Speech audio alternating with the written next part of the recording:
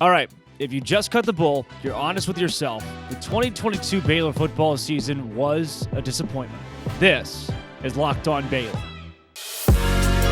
You are Locked On Baylor, your daily podcast on the Baylor Bears, part of the Locked On Podcast Network, your team every day. It's Monday, everybody. Welcome to Locked On Baylor. I'm Drake Toll from Sports Illustrated's Inside the Bears. Thanking you for making Locked On Baylor your first listen every single day. And look, I don't want to be negative because 6-6 is not something anybody wanted, and it's not something anybody expected to happen. So in calling Baylor football their season a disappointment, this is not, I'm have personal relationships with a lot of these players and a lot of these coaches, with a lot of you, the fans too. And I'm not trying to rag anybody or bring anybody down here. This is not me tanking the team or trying to crash team morale or destroy a program or talk about how Baylor's in this terrible trajectory and everybody needs to be fired. They need to start over. I'm not going to go on one of those tirades that says this is the end for anybody at the Baylor football program. But I do want to be a realist in saying this was a genuinely disappointing football season. And you don't have to feel bad because you think that way. I can't tell you how many people on social media in the last couple weeks have tweeted at me or other Baylor fans and been like, well, things could be way worse if you were here 20 years ago, which is a great point. Now, I'm not trying to knock what 20 years ago was for Baylor, but it doesn't make 6-6 this year a great year. All right. It's not 20 years ago. Baylor's expectations are much higher than they were in the year 2000 or 2001. Baylor football was a top 10 preseason team. That was too much. I am not going to sit here and say Baylor should have played the top 10 team. That's where they were preseason, and they're disappointing because they didn't finish in the top 10. No, I frankly hated a top 10 ranking, not because Baylor wasn't suited for that, but I love when Baylor's the underdog. They usually play better when they're the underdog too. A top 10 team can usually only go down. Like, if you're a number 10 team in the country and you finish the year at number 8, that's kind of what you're supposed to do. And if you're the number 10 team in the country and you finish the year at 6-6, then you become a football program that people across the country look at and say, that wasn't a good team. And Baylor football in 2022 just really wasn't that good. And it doesn't make a lot of sense to me either why this is the case. And again, this is not like a coaching tirade, fire people. I'm confused, though, how you have a roster with names like Dylan Doyle and Siaki Ika and Jackson Player, a defense with Christian Morgan, and you've got an offense with guys like who we thought Blake Shapen was going to be and who Richard Reese ended up being, and Squirrel Williams and Quaylen Jones and Jacob Gall and Grant Miller. The entire offensive line is coming back, and there's so much based around how good Ben Sims is going to be, and what can Gavin Holmes do? And then going back to the defense, Garmin Randolph and Noah Rauschenberg is such a good place kicker, or is so good at kickoffs, and then you got Matt Mayer, basketball player. Matthew Meyer was also a basketball player. You have John Mayers, the kicker, who comes and makes this unbelievable comeback, and he's so good, and Isaac Powers so good. Like, there's so many facets of this team that were supposed to be really good, and then they went 6-6. So the folks that are out there, there are two sects of people that I've run into. The one that's like, oh, it could be 20 years ago. Be thankful that Baylor's not 1-11. Okay, sure. I guess I am thankful for that. And they are going to a bowl game, so they're not the bottom of the barrel. But the other group of people that may be worse than that are the ones that like, well, Baylor's going to a bowl game, and they tried their darndest, and they still had a good year, and I love them Bears, and I'm not disappointed whatsoever. Look, maybe you get like a free pass in line in front of me at heaven. Maybe you go a little bit sooner. Maybe you get like a cool suite up there. It's a little bit bigger than my room. That's cool and all, but I just don't see how you can look at the full body of work of 6-6 without any detrimental injuries to this team and say, okay, Baylor football had a season that wasn't disappointing. Like, I'm not disappointed. No, yeah, 6-6. That was going to happen. Yeah, I saw that coming. Nobody's in that boat. There are people that came on this show in the preseason who I don't think are idiots, who I do think know their football, and said Baylor would go 12-0. Said Baylor would go 11-1. I said 10-2. Now, we're not all idiots. That is the ceiling for this Baylor team with the roster, the talent they had. The schedule was stacked against them. But newsflash, everybody, one of the reasons that makes this even more disappointing for me is that it wasn't the schedule that tanked them. They were 3-3 on the road. They went 500 and a really tough road schedule. Had you told me Baylor's going to beat Oklahoma on the road, beat Texas Tech on the road, beat Iowa State on the road, I'd have said, all right, sweet. That's an 8-4 finish at least. At least. Maybe they lose the rest of the road games, but they're going to be great at home. And they just weren't. The Bears just weren't what we all thought they were going to be. Who gets the blame for that? I don't know. I'm going to get to the quarterback conversation in the middle segment of the show because it's one that I've been either avoiding or denying. Yes, I have ridden the Blake Shapen train for so long. Now I'm probably going to hop off. I'm not going to die on that one. Not going to die on that hill. But talking in terms of 2022 as a complete football season, I sum it up as thank God basketball exists, because as much as I love Baylor, and I'll tell you, like, I pay too much money as a senior to go to this school, not to root for the football team. I'm not trying to bring anybody down. I'm not trying to be the downfall of anything or make some kind of dramatic statement about a season that was actually really good secretly. No, I'm just shooting you straight as somebody who's a fan of the team, who goes to school, who covers the team. I am disappointed in the 6-6 2022 Baylor Bears. And before you go upset at me and thinking, oh, this guy, he's just cynical and a pessimist, had I told you 3 months ago Baylor football was going to go 6-6, you would have thought I was the biggest idiot in the world. You would have said I didn't know anything about sports. Look at the roster. Look at Dave Aranda. Look at what this team's got put together. You would have said 6-6 would be the floor, the disappointing floor. Most people have the floor at 8-4. Baylor was 2 games below their floor. When Vegas came out, which Vegas knows everything, by the way, when Vegas came out preseason and said Baylor over under 7.5 wins, I laughed. We all laughed because there was no way this team was not going to win 8 or more games.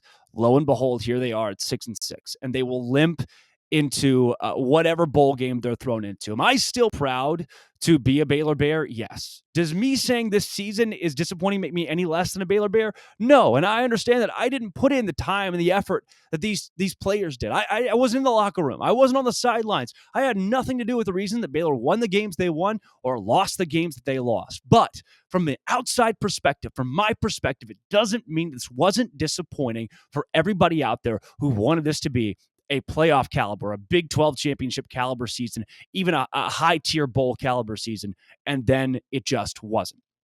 One of the reasons that I think that this collapse happened, it's a collapse, guys. It's a collapse. It's the most disappointing Baylor football season in a while. Dave Aranda's first year, the Bears went 2-7.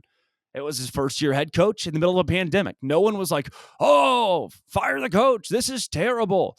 And I guess some people were, but nobody with common sense was. And nobody expected to win a national championship that year. There were people.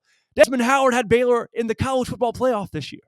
The college football playoff. It's the most disappointing Baylor season in a long time, because when's the last time Baylor had wildly high expectations and then just didn't deliver? Maybe talk about 6 straight wins and then your season kind of falls, but it's been a couple years since Baylor had the shoot for the moon mentality. And then instead of landing on the moon, you got about 15 feet and then fell somewhere in the Atlantic Ocean. That was the script of this year. So all that to say, what is the catalyst to why Baylor actually went 6-6?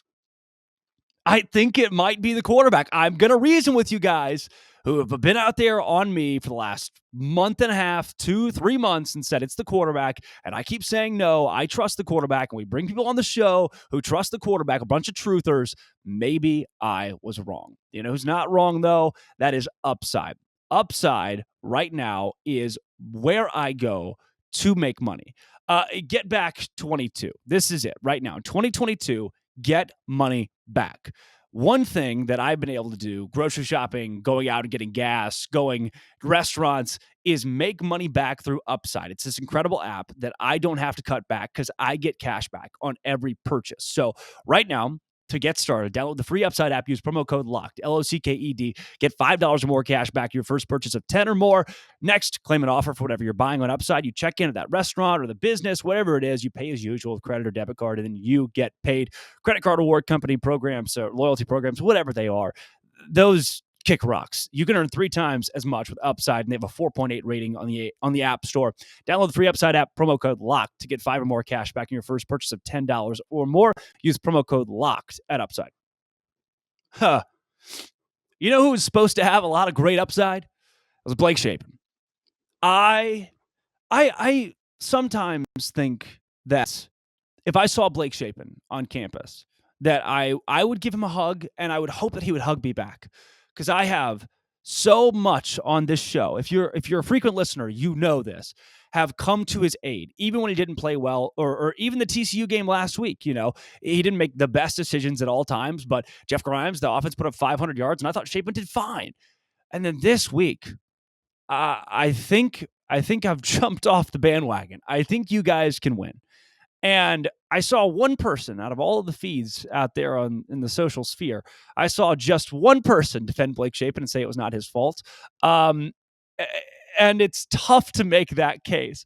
Mostly the eye test here. Like, you guys have been going off of numbers where I've been trying to pull out just the random facts and stats to back Blake Shapen up. But if I'm going by solely eye test, there are so many scenarios where it's, all right, open receiver. Shapen misses them entirely. Or what?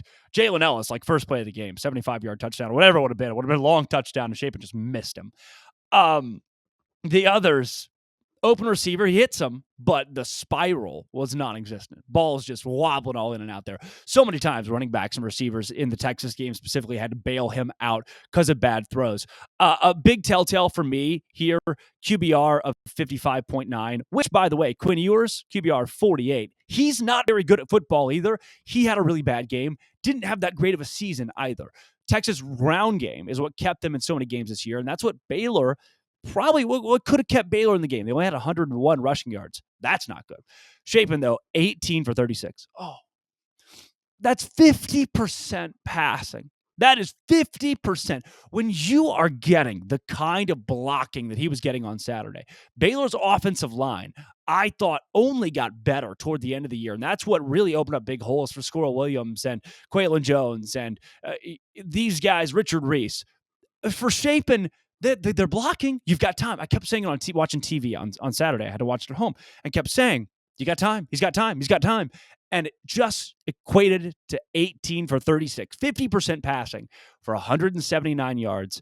And he threw the ball 36 times. It wasn't like they're trying not to throw the ball with them.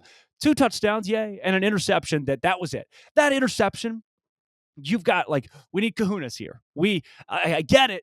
There was a point in the season where you're going, all right, 6 games in, Shapen's still learning. He's still a young new quarterback, but at some point in time, that stopwatch runs out. At some point in time, it's got to be 2-minute drill, and you step up and you're that guy. And I keep waiting for that. I keep holding out hope for that, and it just never happened. Now, this is not me. Again, I want everyone to understand, I don't get paid to rag these guys. I only want Baylor to succeed because it means good things for me across the board. But God bless, you've got to call a spade at some point. I haven't been doing that, and I now see the light. 18 for 36, not good. 179 yards, not good. That interception was pitiful. And this season, Baylor went with the more one-dimensional player. Shapen had more upside than Gary Bohannon throwing the football, and I think you saw that early on in like the Albany game especially. You're seeing a guy who's playing loose, who's playing freely, and has a much better arm upside than Gary Bohannon. But his legs couldn't get it done. There were so many times this season where it's like, all right, Blake, it's 1st and 10, 2nd and 10, 3rd and 10. You got to get 10 yards here for the first down. He runs it about 7 yards, and he goes, and just falls over. It's like, Blake, you got to know where you are on the field. We got to know what's going on right now. And you just didn't get that very often. That's not a very good sign. That's not a good sign. And you gave away a guy, Gary Bohannon, who just didn't play that way. Do I think it was the wrong decision? It would be pointless for me to say yes. For me to sit here and say that the Baylor coaching staff, who know a lot more than I do, made the wrong call to go with Blake Shapen. To say that, I would be remiss because I don't know the ins and outs of that situation. And why even play that game at this point when it's too late now? Gary Bohannon's at South Florida. Maybe that was the wrong call. Maybe Baylor wins 8 games or 9 games with Gary Bohannon at the helm. But who gives a crap? That didn't happen, and we can't reverse that. Now it's a simple fact of where does Baylor go next? And I just don't know that it can be Blake Shapen. I don't. As much as I've defended him and as much as I want it to be, because they sent out a whole quarterback who took Baylor to the Big 12 title and Sugar Bowl. They sent out Gary Bohannon for Blake Shapen. That doesn't mean that he has to be the guy next year at the end of the day. And there will absolutely be a quarterback battle. There has to be a quarterback battle in the offseason because Shapen just wasn't what he was supposed to be. Why? I have narrowed it down, I think, as to why Blake Shapen ended up having the season that he had. He was the starting quarterback of a Baylor team that was disappointing. And the offense wasn't entirely the problems too. I don't want to throw it all on Blake Shapen's shoulders. The defense was bottom third in the league in rushing defense and passing defense. And those are the two ways that opposing teams gain yards. That's not a good thing. But Shapen had no confidence, man. I don't know whose fault it was. I don't know. People I've heard blaming fans. Blake doesn't have any confidence because you ever open Twitter, it's all bad stuff about him. Look, guess what? You ever open Twitter and seen all the comments about how Bryce Young played because Alabama, he won the Heisman and now this year they have 2 losses, or Quinn Ewers, God forbid. You ever open Twitter and seen the quarterback conversations about any college quarterback in America, even the best ones? They're not very positive all the time. You can't blame Twitter or radio shows or the fan base for a guy not having confidence. I can tell you why I just didn't see confidence in him. Because the end of the year, you saw so many players trying to talk him up, just trying to get something like, please, Blake, we trust you, we trust you, we trust you. And every deep ball wide open, he's going to underthrow it. He's thinking, don't mess up. Don't mess up. Don't mess up. You can see it in the way that he plays. I've talked to people close to the program that are coaches or staff or people near the program who've said the same thing, that it's like his thought process right now is just trying not to make a mistake, to try to bottle it up a little bit, to play a little bit more conservative so that you don't screw up and people aren't mad at you. And it hasn't worked. That's not how you win football games. It's not how you have great upside and play loose and win ball games. So Dalen Ellis wide open deep, underthrow him. Why? Because he's trying not to overthrow him. He's just trying to be safe. Let's just be safe, and it's going to work out. You know what safe gets you? 18 for 36, 179 yards, 2 touchdowns, an interception, and a loss. Shapen this season finishes with a 64% passer completion rate. That's good. 2,600 yards, 16 touchdowns, 10 interceptions, and it didn't get it done. It just didn't get it done. In his last couple of games running the football, his last 4 games, I'll give you these stats too. I've mentioned that Blake Shapen is one-dimensional, and I'm going to stand by it. 7 attempts against Texas, 0 yards. 7 against TCU for 20 yards. Against Kansas State, 7 for 21 yards. Against Oklahoma, he ran the ball 3 times for 6 yards. Baylor lost their last 3 games, 3 out of the last 4, that Oklahoma game being the only win. It's not good. It's not good. You want to know why 6-6 happened? The quarterback is got to be up there as one of the reasons why your team either is really good or really bad in almost every scenario. Unless you've got just an all-star running back room, Baylor's is good. It's not all-star. You're going to need to lean on your quarterback, and they couldn't do that very often this season. You know what you can lean on, though? Before we hear from Dave Aranda in his postgame against Texas, you can lean on Nissan. Nissan thrilling moment of the game. This one's easy for me this week. Usually, after Baylor losses, I'm pretty bad at picking thrilling moments of the game, but Gabe Hall. Nobody. One guy, Gabe Hall, that I don't have hardly any qualms with. Gabe Hall's good at football, man. He was just good at football. I love Gabe Hall. Gabe Hall. Nissan thrilling moment. He got a touchdown. That was awesome. And it put Baylor in square position to possibly win the game late. The offense didn't score a point in the second half. Probably one of the reasons Baylor lost. So that's my thrilling moment from the Texas game was Gabe Hall scoring a touchdown on the scoop and score. Just a nimble play for a guy who's massive. This segment's inspired by the new thrilling designs featured across Nissan and their full lineup, including the Frontier, Armada, Pathfinder, all available at nissanusa.com. Dave, what'd you think about that loss on Saturday? It's good to see you guys. Feel for the team in there. A lot of effort and a lot of emotion. Credit to Texas for their play, especially there in the second half. Was impressed by them, but just disappointed and frustrated, and just our finish. Going into the game, talked about the importance of starting fast, and there's been games where we have not done that, and here lately we've been able to do that, and I thought we did that today, and then made a big emphasis on playing through adversity, and so getting into fights, so to speak, and taking punches so that we can land a punch of our own, and if that takes getting off the mat to do that, then pick yourself up and get off the mat and throw some more punches. And I thought in the second quarter and early in the third, we were we came back to grab a lead there. What was it, in the third quarter? And I thought we were playing through adversity. Those were the instances. And the last thing we talked about was finishing strong, and that is, of course, what we did not do. And so I think that has held us back here these last two games particularly. And I think there's a lot to be desired there, just in terms of the energy, but also the execution of it. And so, we'll take a couple days to kind of reset. I think it's been a tough couple weeks, and so we'll come on back and really work to get that right for this last game that we have. And I think there's so much to be left to be desired with this team, and not giving up on it in any way. Take any questions you guys got. Dave, you mentioned the need to finish strong.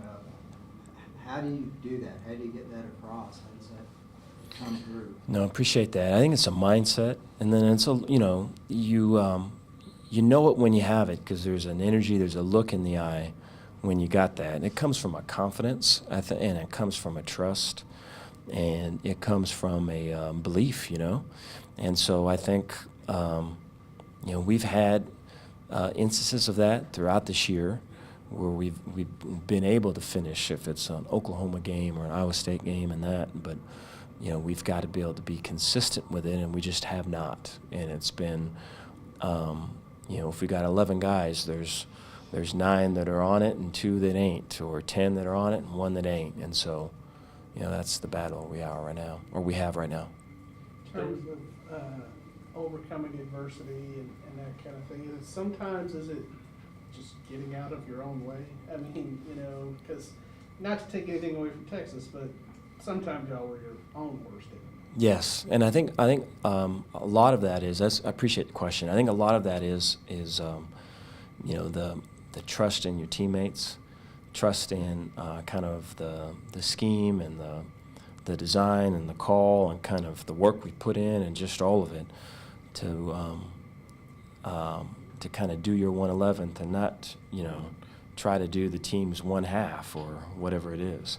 And so I think the pressing and everything that you're alluding to happens when pressure kind of seeps in and creates abnormal behavior. And I think offensively, for sure, that showed up. Defensively, some of those big gaps or those big runs at the end, were the same thing. A guy that was outside playing inside, or vice versa. Coach, how much do you use this month between the bowl game to work with some of the younger guys and almost use it like a camp period? Mm-hmm. And how much is it just normal practice getting ready for a game? No, that's a good question. I think a lot of it's going to be working to kind of reset, just off these last couple, games that we've had. They've just been tough games. So the emotions, in the locker room right now are pretty strong. And so I think the ability to have a little bit of time off from all of it, and to kind of get the appetite back to kind of go again and put yourself out there and all that, I think is way important. And then I think once we do that, I think that's both players and staff. And then I think once we do that, then it's the ability to kind of focusing on these things that we're bringing up, because for sure they're going to come up in this bowl game. And so we'd love to be at our best in this game. And so that'll be a focus. But then I think the opportunity to get our young players reps and make it competitive and kind of build for the future is also part of it. So I feel like we can do both. Coach, on those final 2 touchdown drives for Texas, they didn't throw the ball once. Mm-hmm. What caused you guys to just not be able to stop the run, even if you knew it was coming? Yeah, I think that's a good question. I think the pressing, I think the trying to make a play when it's not your play, I think, here we go again. I think all of those things. How much momentum did y'all have? I mean, it didn't seem like it carried over, but there at the end of the half, the way that y'all were playing, took the lead, how much momentum did you carry into the half? I thought at halftime it was, I thought there was a lot of confidence, but it was measured confidence, though. I thought it was, I thought it was a calculating feel. Guys were talking the truth and were kind of, speaking honestly about, the thing to do or what to stay away from and what's working and what's not. And so appreciative of that. I thought that coming out of it, I felt like we were in good headspace. But I have to believe that fighting through some of that adversity in that early third, and then getting to where it really mattered, we were clearly not at our best. And so that's something that we got to continue to work on. You brought up emotions a lot. Has the mood shifted in the locker room in the last 3 weeks since that OU win to now? Well, frustration is there. Disappointment's there. I think there's winning. You don't feel those things, and I think winning at times can cover up things.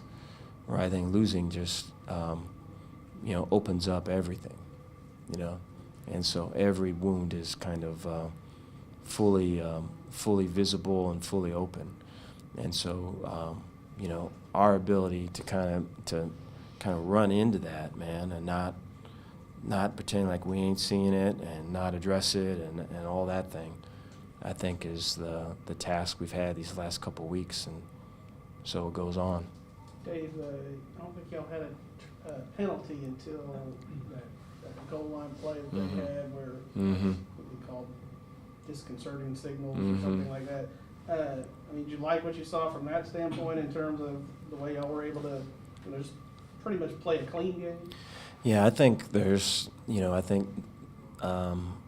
that's one of possibly a few where instances where it's one step forward in one area and then 2 steps back in another, and so I think, the fight with the team is to all collectively, take a couple steps forward, and so one more opportunity for that, to try to get that done. Thank you all. That was Dave Aranda following the loss to Texas. It's basketball season, guys. You just kind of roll over and move on to basketball because at this point, that's what Baylor's got to look forward to. Football was disappointing, and if you disagree, then comment below why, and I'll try to respond. But I'm sad. I think you can be sad too. You can still be a proud Baylor Bear and be sad about what you saw this season. This has been. Come back tomorrow. We'll probably do some more football talk along with basketball. This has been, always will be, Locked On Baylor.